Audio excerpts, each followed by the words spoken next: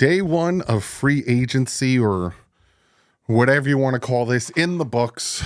Let's recap what the Miami Dolphins did today.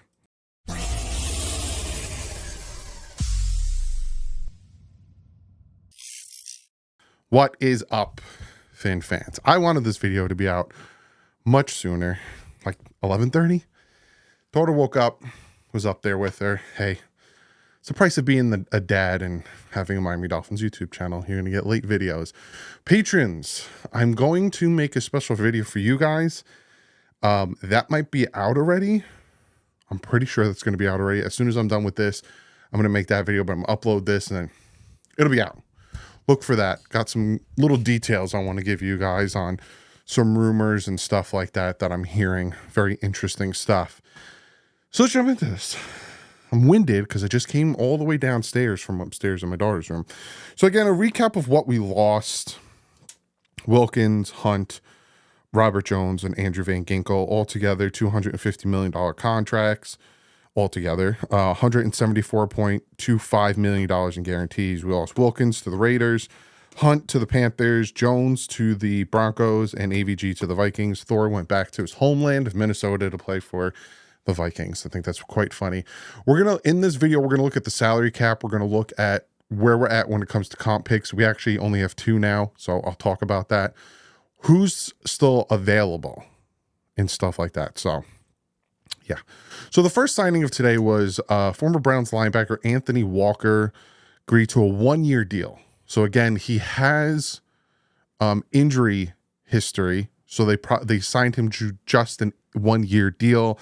When he's on the field, he's actually pretty good, and he's a really good run-stopping linebacker. A good pairing with David Long Jr., 2 thumpers. But again, when he's on the field, he's been banged up. I think not last year, but the year before, he played like 4 games.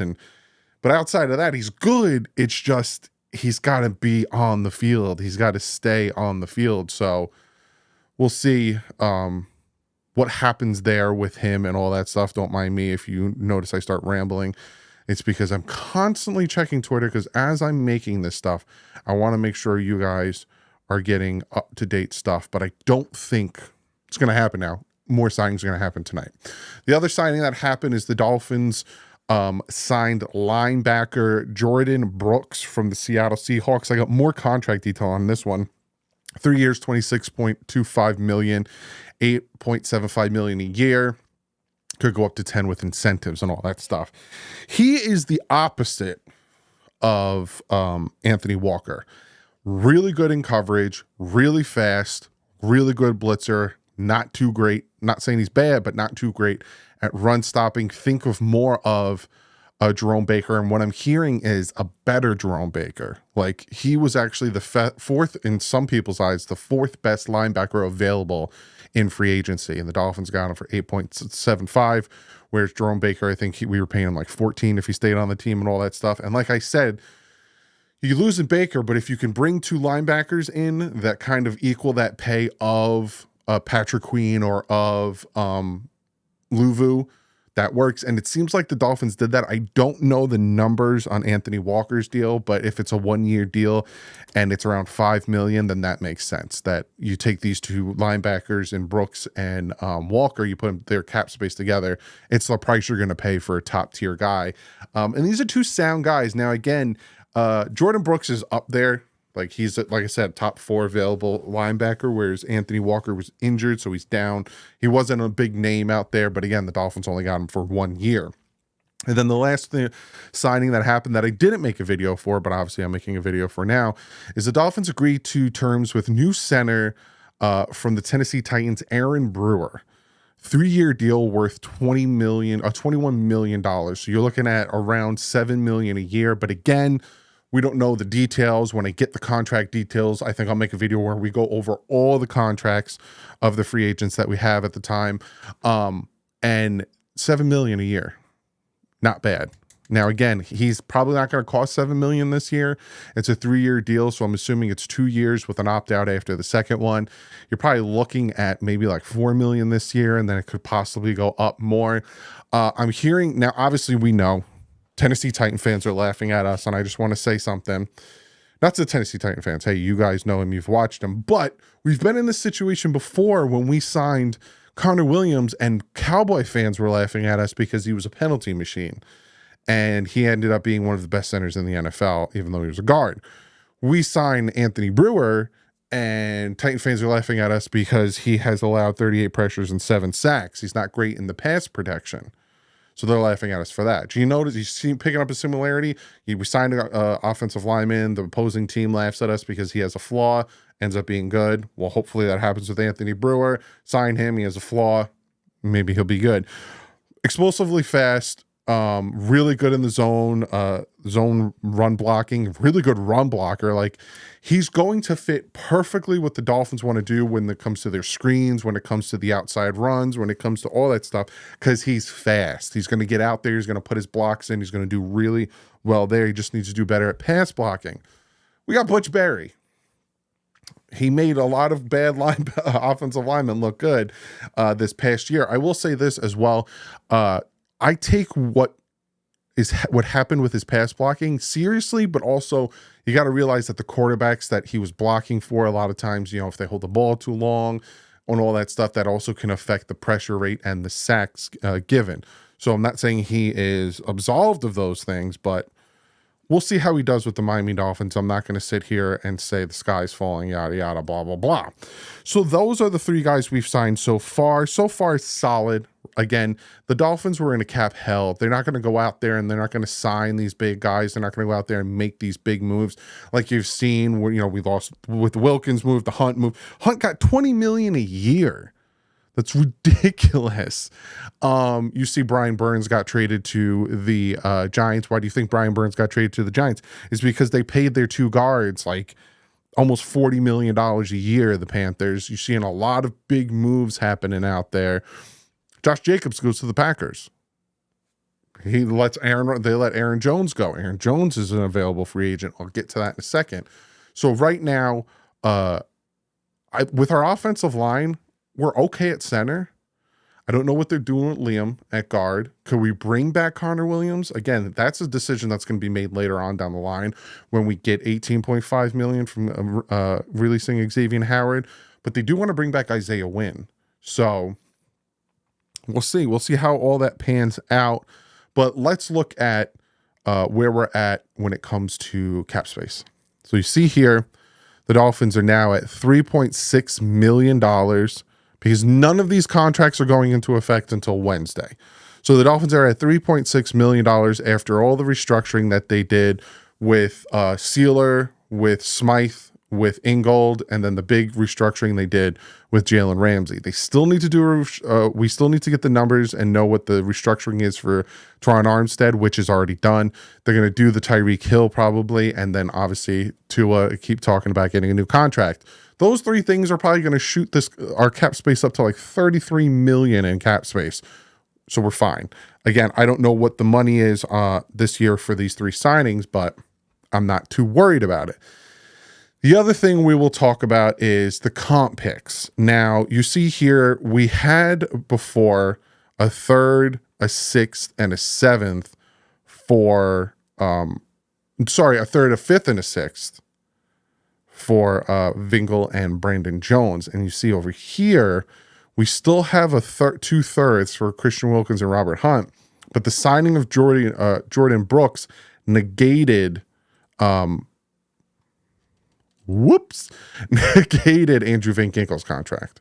And then the signing of Aaron Brewer, $7 million, negated Brandon Jones's contract. So again, a 5th and a 6th, I'm fine. I want to keep these 2/3, and supposedly so does Chris Greer. Again, I'll talk more about that on the Patreon video. So we still have 2/3. So next year going into the draft, we have 11 draft picks. We have 1 1, 1 2, 3 3s, 1 4, 2 5s, 1 6, and 2 7s going into next year's draft. So interesting. It's going to be interesting. Now, looking at available free agents now.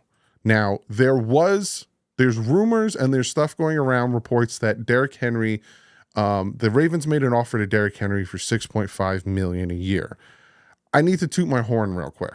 Just a little toot, because I posted this, at 10:30. So 7 hours ago from 10:30, which is like 10 hours ago from today. So before this even came out, somebody asked me, we're not going after Derrick Henry because he's going to want 10 million. And I said, it won't be that big. I bet Henry signs for between 5 to 7 million cap hit this year.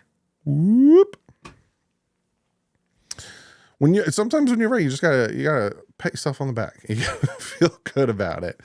So we're gonna kind of talk about who's still available and left. Tyrod Taylor just signed with the Jets, which I find is very interesting. Now, running back rooms. Derrick Henry's still out there. Aaron Jones is out there. Joe Mixon was cut.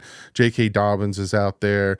Then you have guys like Ezekiel Elliott. You got Dalvin Cook. You got Dante Freeman, Kareem Hunt. You got all those names. Wide receiver wise, Calvin Ridley's still out there. Marquise Brown, Darnell Mooney, Michael Thomas. There's still a lot. Marquez Valdes-Scantling, Allen Robinson. A lot still available.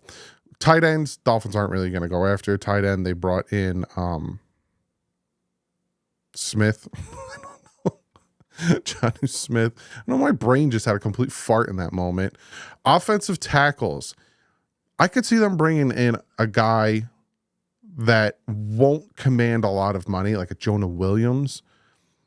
David Bakhtiari was cut. Bring them in maybe to be like, if they'll bring in a guy that's not going to cost a lot of money. I would bring back Kendall Lamb if I'm the Dolphins, and I would bring in Isaiah Wynn to go back and being left guard. If I'm the Dolphins, that's what I'm doing. Bring back Kendall Lamb. He did very well as a backup for Toronto Armstead. Bring in Isaiah Wynn. Hopefully he could stay healthy. La'el Collins is out there. There's a lot of guys that are still out there. Offensive guard, right? Kevin Zeitler's out there.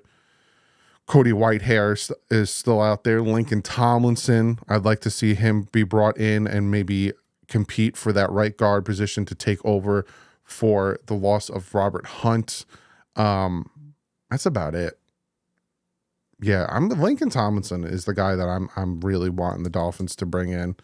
So I was gonna write it down, but it don't matter. Center, we're not worried about it. Connor Williams is still out there. That's something that'll be talked about down the road. Edge rushers that are still available. Danielle Hunter, Chase Young, Jadeveon Clowney still available. Shaquille Barrett's still available. There's guys that are available that can come in and help us during the time that we don't know what's happening with Chubb and with Phillips. But I also, and this is going to be a draft video, wouldn't be against taking a pass rusher in the first round, especially because I'm not restructuring Chubb's contract, because you can get rid of Chubb after this year and save a ton of cap space. Defensive tackles. Now, we brought in some defensive tackles, but not great ones. Eric Armstead is out there. Javon Kinlaw, I think he just signed with the Jets, Javon Kinlaw, actually. But Eric Armstead is out there still. I'm trying to see if anyone... I think they'll bring back Raekwon Davis. Adam Butler wouldn't be bad as a rotational guy. Linebackers, I don't think they're going to touch linebackers anymore. See, this guy had Jordan Brooks as his fifth best guy. Did he even have... Anthony Walker's all the way down there. Corners could bring in Tre'Davious White. Again, it depends on what's happening with his Achilles injury. Darius Williams, I'd like to bring in for competition. Safeties is another one. We don't have any safeties besides Javon Holland, Justin Simmons, Eddie Jackson, CJ Gardner-Johnson. Kevin Byard went to the Bears. Geno Stone went to the Bengals. Kyle Duggar got tagged by the Patriots. Xavier McKinney goes to the Packers. So there's still a lot of moves that can be made. But it's going to be interesting. It's going to be very interesting these next couple of days. When things happen tomorrow, I'll make a video. Now, I'm going to try to put them all together because I made like video after video after video. But a lot of stuff's happening. So far, I give today like a B-. Solid, not great, not flashy. But again, the Dolphins have no money. And I don't know what they're doing. Again, next year, things will be crazy, but you still got to win, because if you lose, tear it all down. But comment below. Let me know what you think of the 3 signings. Let me know what you think of getting 2 number 3 comp picks. Who's left that you'd like the Dolphins to go after? Comment below. Let me know. And I'll see you guys tomorrow. But like usual, stay classy. FN's out.